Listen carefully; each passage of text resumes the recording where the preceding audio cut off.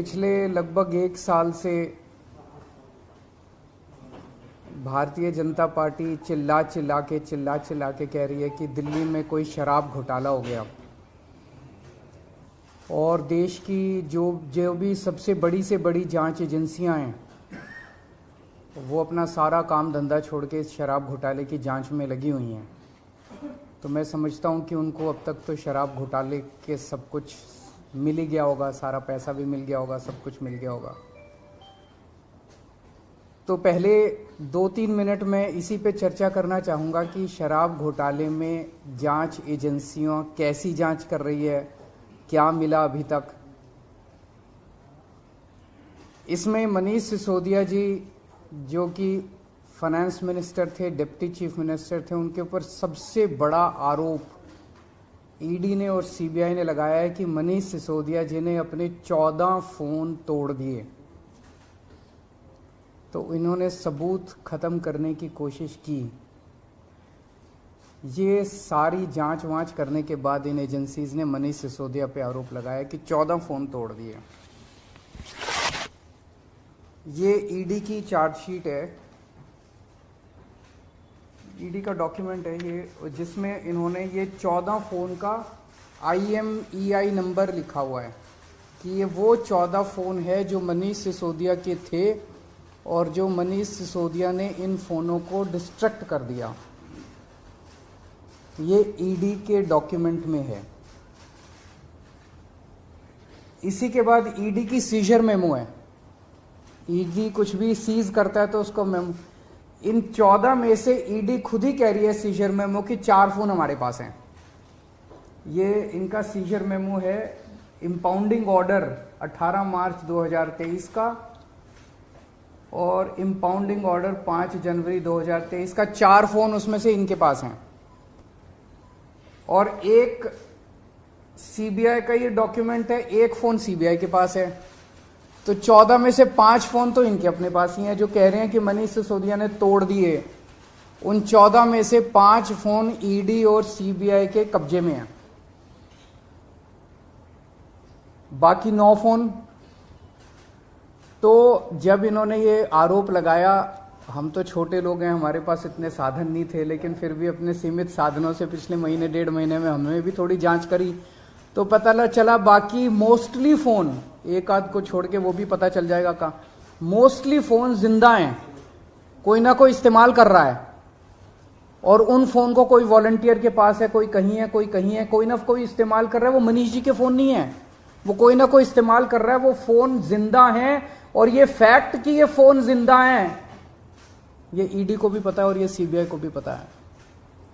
सो ED ने और CBI ने झूठ बोल के ओथ पे, एफिडेविट पे कोर्ट को गुमराह किया और झूठा सबूत उन्होंने कोर्ट के सामने पेश किया, क्योंकि सच तो कुछ मिला नहीं, कुछ था ही नहीं, शराब घोटाला कुछ है ही नहीं, तो निकाले क्या। तो उन्होंने झूठ बोल के मनीष सिसोदिया को फंसाने की कोशिश की, कोर्ट को झूठ बोला। अब ये रोज किसी ना किसी को पकड़ लेते हैं, किसी ना इसको गिरफ्तार कर लिया, उसको गिरफ्तार कर लिया, ये कर लिया। एक कोई चंदन रे, और उनको टॉर्चर कर करके, धमकियां दे दे के, मेंटली टॉर्चर करके, फिजिकली टॉर्चर करके, 3rd डिग्री करके, उनसे केजरीवाल का नाम ले लो, मनीष सिसोदिया का नाम ले लो, इनको फंसाओ, उनको किया जा रहा है। कोई चंदन रेड्डी है, हम तो जानते भी नहीं है कौन है। चंदन रेड्डी को इतना मारा, ये उसकी मेडिकल रिपोर्ट है। चंदन रेड्डी की मेडिकल रिपोर्ट में लिखा है, patient has alleged trauma to both ears and face by ED officers on 16 September 2022 एंड 17 सितंबर 2022। पेशेंट ने दोनों कानों पे और फेस पे ईडी ऑफिसर्स के द्वारा पिटाई हुई 16 सितंबर और 17 सितंबर को, ऐसा कहा। पेशेंट कंप्लेनिंग ऑफ, ये है कि सुनाई नहीं दे रहा, और jaw pain on opening mouth. और इन्वेस्टिगेशन पे पता चला right ear mild to moderate mixed hearing loss, left ear severe to profound mixed hearing loss. उसके कान के पर्दे फट गए, उसको सुनाई नहीं दे रहा। ऐसा चंदन रेड्डी से ईडी क्या उगलवाने की कोशिश कर रही थी, उसको क्या कहने का दबाव डाला जा रहा था कि उसकी इतनी पिटाई करी कि उसके कान के पर्दे फट गए। उसको किस कागज पे दस्तखत करने के लिए कहा जा रहा था, और उसने झूठ बोलने से मना कर दिया तो उसकी पिटाई की उन्होंने। इसके बाद अरुण पिल्लई हैं कोई, उनको धमकियां दी गई, टॉर्चर किया गया, उन्होंने अपना बयान वापस ले लिया अगले दिन। उस दिन तो उनसे कुछ लिखवा लिया, कहीं साइन करा लिया, लेकिन उसके 2-4 दिन बाद उन्होंने कोर्ट में बयान दिया कि मुझे टॉर्चर करके बयान लिया गया। समीर महेंद्रू से टॉर्चर करके बयान लिया गया, उन्होंने अपना बयान वापस ले लिया। मनस्विनी से टॉर्चर करके बयान लिया गया, उन्होंने अपना बयान वापस ले लिया। भूषण बेलगवी से टॉर्चर करके, ये 5 नाम तो मेरे पास ही है, पता नहीं ऐसे कितने लोग हैं जिन लोगों को टॉर्चर कर करके बयान लिए गए। ये हो क्या रहा है? एक के बाद एक, एक के बाद एक, एक के बाद एक, जितने लोगों को ये बुला रहे हैं सबको मारते हैं, पीटते हैं, टॉर्चर करते हैं। एक ऐसा व्यक्ति है जिसे एक कमरे में उस व्यक्ति को बिठा रखा था, दूसरे कमरे में उसकी वाइफ को और उसके पिताजी को बिठा लिया, और उसको बोलते हैं कि या तो इस कागज पे साइन कर दे, नहीं तो तेरी पत्नी को और तेरे पिताजी को भी जेल भेज रहे हैं। ये चल क्या रहा है? मैं प्रधानमंत्री जी से पूछना चाहता हूं, ये चल क्या रहा है?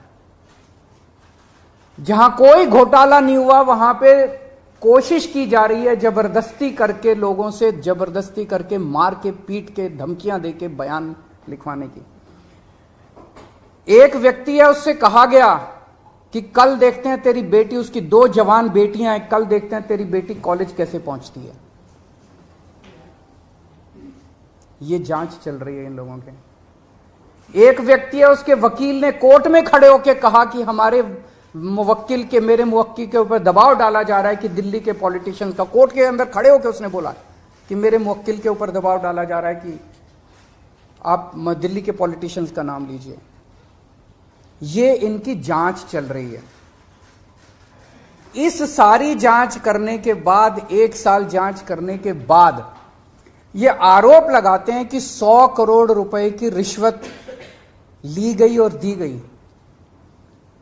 वो 100 करोड़ रुपया कहां है? एक नया पैसा कहां है वो 100 करोड़ रुपया? सब इतनी 400 से ज्यादा रेड हो चुकी हैं। मनीष सिसोदिया जी के घर पे रेड हो गई, इतने सारे दूसरे लोग, वो पैसा है कहां? एक नया पैसा नहीं मिला 100 करोड़ रुपए का, ना कोई ज्वेलरी मिली, ना कोई मनीष जी के घर पे गद्दे भी फाड़ दिए इन्होंने, उनके गांव भी हो आए, उनके बैंक लॉकर भी छान मारे, कुछ नहीं मिला 100 करोड़ में से। फिर आरोप लगाया कि 100 करोड़ रुपया गोवा के चुनाव में इस्तेमाल हुआ है। जी, गोवा के हमारे जितने वेंडर्स थे जिनसे हमने काम कराया था, सारे वेंडर्स पे रेड मार चुके ये लोग। सारे वेंडर्स को इन गिरफ्तार कर करके स्टेटमेंट ले चुके, वहां कुछ नहीं मिला, सारी पेमेंट चेक से हुई है हमारी। सारा हिसाब किताब इलेक्शन कमीशन को दिया हुआ, वहां भी कुछ नहीं मिला। गोवा चुनाव के अंदर इनको धेला नहीं मिला, तो पैसा गया कहां? अगर रिश्वत ली तो पैसा गया कहां? अरे पैसा तो तब मिलेगा ना जब रिश्वत ली गई होगी और रिश्वत दी गई होगी। आज मैं इस प्रेस कॉन्फ्रेंस में कह रहा हूं कि 17 सितंबर को शाम को 7 बजे मैंने नरेंद्र मोदी को 1000 करोड़ रुपए दिए थे। कर लो गिरफ्तार उनको। ऐसे तो कोई भी इस देश में खड़ा होकर कुछ भी कह देगा। मैं कह रहा हूं कि नरेंद्र मोदी को 17 सितंबर की शाम को 7 बजे मैंने 1000 करोड़ रुपए दिए थे। गिरफ्तार करोगे इस बेसिस पे नरेंद्र मोदी को? भाई मेरे पास कुछ सबूत तो हो कहने का। कोई तो मैं कहूंगा भाई मेरे पास ये सबूत है, मैंने दिए थे। ऐसे ही कोई कुछ भी खड़ा होकर कह देगा और गिरफ्तार कर लोगे। 100 करोड़ रुपए दिए, 100 करोड़ रुपए दिए गोवा चुनाव। अरे कहां है सबूत? कोई सबूत नहीं है। ये पॉलिसी इतनी शानदार पॉलिसी थी, ट्रांसपेरेंट पॉलिसी थी, जो भ्रष्टाचार खत्म कर देती पूरे के पूरे शराब सेक्टर में। ये इस बात से साबित होता है कि ये पॉलिसी जब पंजाब में लागू की गई, पूरी कॉपी पेस्ट पॉलिसी है, जब पंजाब में लागू की गई तो इस पॉलिसी से 50% रेवेन्यू 1 साल के अंदर बढ़ गया। 50% रेवेन्यू दिल्ली के अंदर इन्होंने लागू नहीं की, करने दी। पंजाब के अंदर इनकी चली नहीं, क्योंकि पंजाब एक फुल स्टेट है। तो मैं मोदी जी को कहना चाहता हूं, मोदी जी अगर केजरीवाल भ्रष्टाचारी है तो फिर इस दुनिया के अंदर कोई ईमानदार नहीं है। मुद्दा भ्रष्टाचार है ही नहीं, मुद्दा भ्रष्टाचार की जांच है ही नहीं, मुद्दा शराब घोटाला है ही नहीं। ऐसा शख्स देश का प्रधानमंत्री जो सर से लेकर पैर तक भ्रष्टाचार के अंदर डूबा हुआ है, उसके लिए भ्रष्टाचार मुद्दा कैसे हो सकता है? पिछले मार्च के आखिरी हफ्ते के अंदर मैंने इतने सारे असेंबली के अंदर इतने सारे गिनाए थे भ्रष्टाचार जो इन्होंने किए हैं, इतने भ्रष्टाचार गिनाए थे। इन्होंने तो मेरे को तभी कह दिया था उस दिन, जिस दिन असेंबली में मैंने स्पीच दी थी, शाम को संजय सिंह का मैसेज आया कि अरविंद जी अब अगला नंबर आपका है। कल सत्यपाल मलिक जी ने एक इंटरव्यू दिया, मैं वो सुन रहा था। सत्यपाल मलिक जी ने कहा मोदी जी को भ्रष्टाचार से कोई परहेज नहीं है। ये मैं तो नहीं कह रहा हूं, ये तो उनके अपने गवर्नर कह रहे हैं। सत्यपाल मलिक जी कौन है? सत्यपाल मलिक जी मोदी जी के बहुत खास लोगों में गिने जाते थे।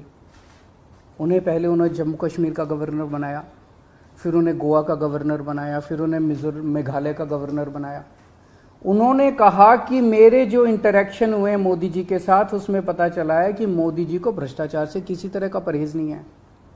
उसी इंटरव्यू में उन्होंने कहा कि इन लोगों के कुछ मुख्यमंत्री हैं जो भ्रष्टाचार करते हैं, खूब पैसे इकट्ठे करते हैं, लेकिन वो सारा पैसा मुख्यमंत्री अपने पास नहीं रखते, वो पैसा ऊपर भेजते हैं और वहां से वो पैसा उनकी दोस्त की कंपनियों के अंदर इन्वेस्ट होता है। मैंने भी तो इसी तरह का कुछ कहा था अपने उसमें। तो चलो मेरी बात तो नहीं मानी, अब तो गवर्नर इनके अपने गवर्नर कह रहे हैं। तो ऐसा व्यक्ति जो इतना भ्रष्टाचार कर रहा है, उसके लिए भ्रष्टाचार मुद्दा हो ही नहीं सकता। उनके लिए भ्रष्टाचार मुद्दा थोड़ी है। तो फिर ये आम आदमी पार्टी के पीछे क्यों पड़े हैं? 75 साल के भारत के इतिहास में किसी एक पार्टी को इतनी बुरी तरह से टारगेट नहीं किया गया जिस तरह से आम आदमी पार्टी को ये लोग टारगेट कर रहे हैं। नंबर 2 को गिरफ्तार कर लिया, नंबर 3 को गिरफ्तार कर लिया, और उनको गिरफ्तार करने का तो मकसद इनका यही था कि मेरी गर्दन तक पहुंचना। तो अब ये मेरे पीछे पड़े हैं, मुझ तक पहुंचने की कोशिश कर रहे हैं। किसी पार्टी को इस तरह से नहीं टारगेट किया गया जिस तरह से आम आदमी पार्टी को टारगेट किया गया। उसका एक कारण है, वो कारण है कि 75 साल के बाद आम आदमी पार्टी ने इस देश को एक ऐसी उम्मीद दी है जो कि कोई पार्टी नहीं दे पाई। गुजरात के अंदर 30 साल से बीजेपी की सरकार है, उसमें 12 साल प्रधानमंत्री मोदी जी खुद वहां पे मुख्यमंत्री रहे। 30 साल के अंदर ये एक सरकारी स्कूल ठीक नहीं कर पाए, एक भी सरकारी स्कूल ठीक नहीं कर पाए। जब मोदी जी को फोटो खिंचवाने के लिए सरकारी स्कूल में जाना था तो एक टेम्पोरेरी क्लास, एक टेंट के अंदर टेम्पोरेरी क्लास बनानी पड़ी इनको फोटो खिंचवाने के लिए। फोटो खिंचवाने लायक सरकारी स्कूल भी नहीं बना पाए। और 5 साल के अंदर दिल्ली के हमने सारे सरकारी स्कूलों का कायाकल्प कर दिया। 5 साल के अंदर हमने सारे सरकारी स्कूल ठीक कर दिए। इस देश के लोगों को आम आदमी पार्टी ने एक उम्मीद दी है कि केवल आम आदमी पार्टी उनकी गरीबी दूर कर सकती है, उनको शिक्षित कर सकती है, उनके बच्चों को रोजगार दे सकती है। आम आदमी पार्टी ने इस देश के लोगों को उम्मीद दी है। प्रधानमंत्री जी उस उम्मीद को कुचलना चाहते हैं। प्रधानमंत्री जी नहीं चाहते कि वो उम्मीद आगे बढ़े, क्योंकि अभी तक इन सारी पार्टियों को की मिलके जो लूट चल रही थी, अगर इनको स्कूल बनवाने पड़ गए, इनको अस्पताल बनवाने पड़ गए, तो उनको लूटने के लिए पैसे नहीं बचेगा। तो कल इन्होंने मेरे को बुलाया है, मैं जाऊंगा कल सीबीआई में, और मैं फिर से अंत में यही कहना चाहता हूं कि प्रधानमंत्री जी, अगर केजरीवाल चोर है, केजरीवाल भ्रष्टाचारी है, तो इस दुनिया में कोई ईमानदार नहीं है। क्या आपको